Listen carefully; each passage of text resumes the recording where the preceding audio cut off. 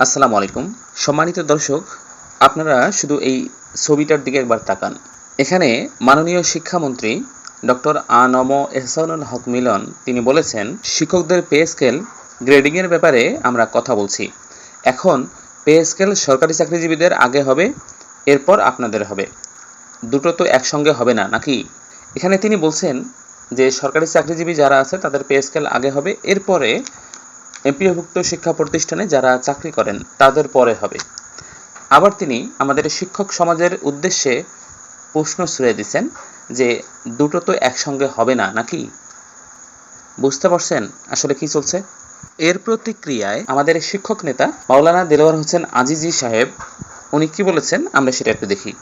উনি তার ফেসবুক পেজে পোস্ট করে জানিয়েছেন যে পে কমিশনের সাথে এমপিওভুক্ত শিক্ষা জাতীয়করণ প্রত্যাশী জোটের নেতৃবৃন্দের মিটিংয়ে আমরা সরকারি চাকরিজীবীদের সাথে একই দিনে এমপিওভুক্ত শিক্ষকদের পে স্কেলের অন্তর্ভুক্ত করে প্রজ্ঞাপন জারির দাবি জানিয়েছিলাম। সরকার শিক্ষার প্রতি সত্যিকারের আন্তরিক হলে একই দিনে শিক্ষকদের পে স্কেলের অন্তর্ভুক্ত করে প্রজ্ঞাপন জারি করবে। সরকারি চাকরিজীবী এবং এমপিওভুক্ত শিক্ষকদের একই সাথে বিশেষ সুবিধার অন্তর্ভুক্ত করেছিল অন্তর্বর্তীকালীন সরকার।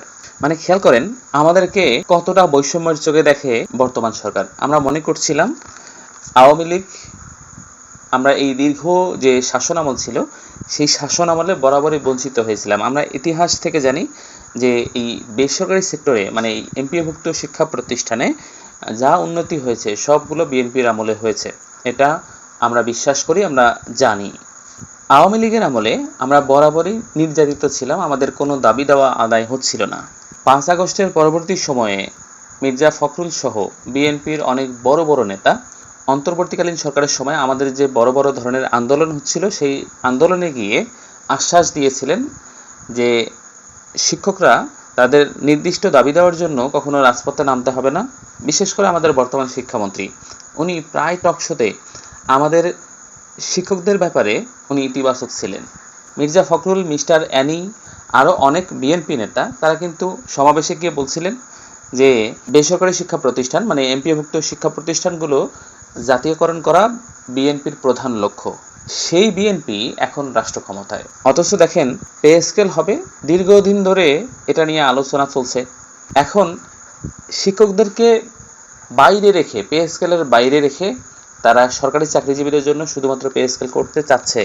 এই শিক্ষকরা কবে পে স্কেলের অন্তর্ভুক্ত হবেন সেটা কিন্তু এখনই বলা যাচ্ছে না, কারণ এখানে বলছে যে সরকারি চাকরিজীবীদের আগে হবে, তারপরে এমপিওভুক্ত শিক্ষা প্রতিষ্ঠানে যারা চাকরি করেন, নামমাত্র অনুদান পান, বেতন পান না, তারা অন্তর্ভুক্ত হবেন। এই অন্তর্ভুক্তি কবে হবে সেটা কিন্তু বলা মুশকিল। আপনাদের মনে আছে কিনা জানি না, আওয়ামী লীগের আমলে 2015 সালে যখন 8ম পে স্কেল হয় তখন কিন্তু সেই ফ্যাসিস্ট আওয়ামী লীগ সরকার আমাদের এমপিওভুক্ত শিক্ষা প্রতিষ্ঠানে যারা কর্মরত আছি তাদেরকে বাইরে রেখে সরকারি চাকরিজীবীদের জন্য পে স্কেল ঘোষণা করে। এরপরে এমপিওভুক্ত শিক্ষা প্রতিষ্ঠানে কর্মরত শিক্ষক কর্মচারীরা দীর্ঘ আন্দোলন করে 6 মাস পরে 8ম পে স্কেলে এই শিক্ষকদের অন্তর্ভুক্ত করে। তো সেই একই পথে হাঁটছে বর্তমান বিএনপি। আবারও এমপিওভুক্ত শিক্ষা প্রতিষ্ঠানে কর্মরত শিক্ষক কর্মচারীদের বাইরে রেখে এই পে স্কেল ঘোষণা করতে যাচ্ছে। এরা চাচ্ছে যে আমাদেরকে বঞ্চিত করে রাখবে, আমরা আবারও রাজপথে নামবো, আন্দোলন করব, আমাদের পেটাবে, আমাদেরকে জামাত ট্যাগ দিবে, আমাদেরকে আওয়ামী লীগ ট্যাগ দেবে, দিয়ে আমাদেরকে নির্যাতন করবে, তারপরে ওদের মন মর্জি মতো আমাদেরকে এই পে স্কেলে অন্তর্ভুক্ত করাবে। যদি তাই হয় তাহলে আমাদেরকে এত এত আশার বাণী শোনাচ্ছিলেন কেন? আপনারা তো ঠিক ওই ফ্যাসিস্টের মতো আচরণ করছেন, তাই না? তো এই আচরণ আপনারা করছেন শিক্ষকদের সাথে। বিএনপি এই আচরণ করছে, এটা আসলে আমরা মেনে নিতে পারছি না। আমরা বিশেষ করে এই বেসরকারি সেক্টরে যারা চাকরি করছি এমপিওভুক্ত শিক্ষা প্রতিষ্ঠানে, আমরা বিশ্বাস করি আমাদের যা অর্জন সব কিছু বিএনপির আমলে। আমরা এই প্রত্যাশাও রাখছি যখন পে স্কেল ঘোষিত হবে গেজেট আকারে, একই সাথে সরকারিদের পাশাপাশি এমপিওভুক্ত শিক্ষা প্রতিষ্ঠানে কর্মরত শিক্ষক কর্মচারীদেরও পে স্কেলের অন্তর্ভুক্ত করা হবে। সম্মানিত শিক্ষক মণ্ডলী, আমরা প্রত্যাশায় থাকলাম, তবে বসে থাকবো না, আমাদেরকে সজাগ থাকতে হবে। আমাদেরকে যদি কোনোভাবে বঞ্চিত করা হয় তাহলে আমাদের যে শিক্ষক নেতৃবৃন্দ আছে তাদের নির্দেশনায় সংঘবদ্ধভাবে আমাদের আন্দোলন করতে হবে, আমাদের অধিকার আমাদের আদায় করে নিতে হবে। মনে রাখবেন, আমাদের এমপিভুক্ত শিক্ষা প্রতিষ্ঠানে কর্মরত শিক্ষক কর্মচারীদের যা অর্জন তা কখনো এমনি এমনি রাষ্ট্র দেয়নি, দীর্ঘ আন্দোলন সংগ্রামের পর আমরা পেয়েছি।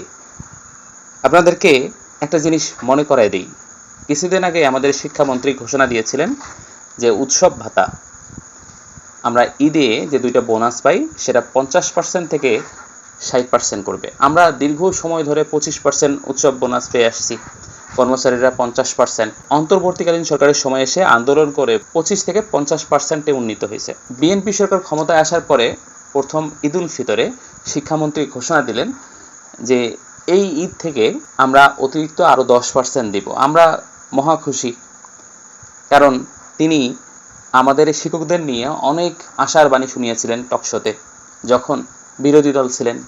আমরাও ঠিক সেই মতো মন প্রাণ দিয়ে প্রত্যাশা করছি যে হয়তোবা এই শিক্ষামন্ত্রী আমাদেরকে আরও অনেক কিছু দিবেন না চাইতেই।